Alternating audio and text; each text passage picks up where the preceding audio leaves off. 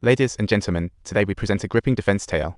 This adds a touch of hope to Russ' innocence, but Tommy swiftly counters, asserting he never acted rudely to Caroline and blames Russ for losing composure before her.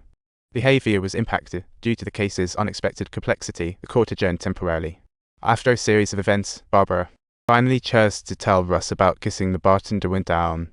Russ' first reaction upon hearing this news was silence. After a moment, he recalled how Barbara repeatedly questioned him when he had made mistakes.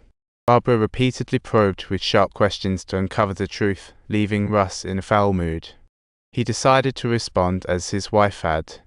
Their talk rapidly turned into a fierce quarrel. "Fuck you, rascal. Fuck me.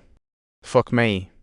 After deliberation, the judge privately convened both sides, proposing second-degree murder and Russ' guilty plea to manslaughter.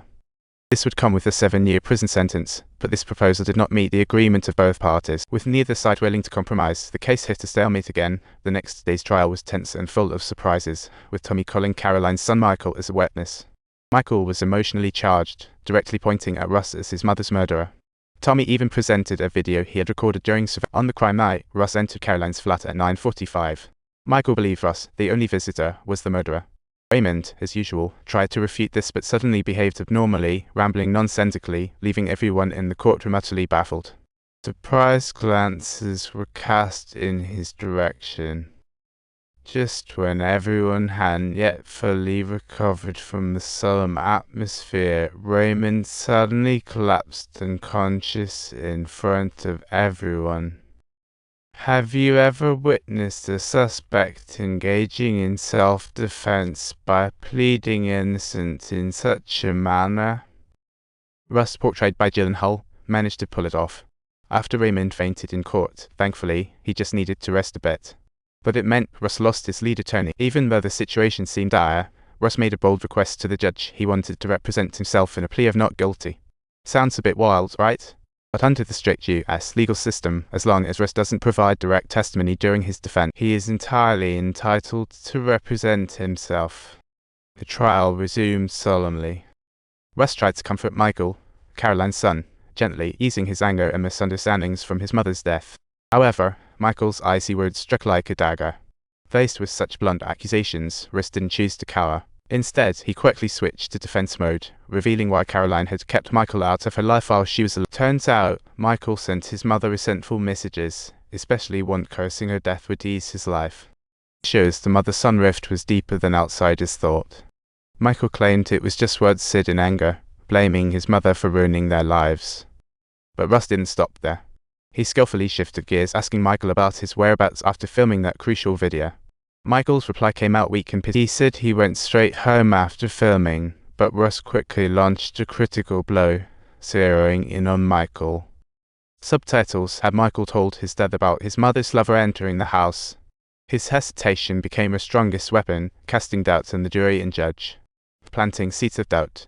Russ then presented evidence found on Michael's computer. Those files revealed Michael's intriguing interest in the cases his mother handled and even that he had explored real crime websites for including an old case strikingly similar to this one. This revelation undoubtedly provided Russ with powerful argument. Russ had reason to suspect that Michael and his father had killed Caroline, and Tommy quickly raised objections. The judge deemed Tommy's objections valid. Without solid evidence to support any accusation against Michael and his father, they could only be seen as baseless conjectures. Nevertheless, Russ showed no indications of backing down. Faced with Russ' aggressive demeanor in court, prosecutor Nick felt unprecedented pressure. Thus, Nick decided to jump in and make the charges himself, bringing Russ cop buddy Black Sister. Next, they played a recording of Russ speaking with the criminal Reno in prison, stunning everyone present, including Raymond watching the trial from his bed. Nick noted Russ tried to exchange a lighter sentence in the recording, confessing to the crime of killing Caroline. Black Sister explained she was unaware of this incident, but had to admit that after learning Russ had mentioned the conversation, she harshly blamed Russ for crossing the line. Nick pressed Russ for his response. Black Sister reluctantly revealed Russ' original words, and Nick continued to challenge her. Did Russ warn her what info to hide from whom during evidence gathering? Black Sister firmly answered that Russ indeed had given such a warning, particularly mentioning Nick and Tommy, saying he didn't want them to know about the evidence. Russ robustly tried to explain his actions. He did this solely out of a desperate need to prove his innocence. Prosecutors requiring confidentiality for certain evidence isn't unusual. He doubted Nick and Tommy would investigate fairly, prompting such actions.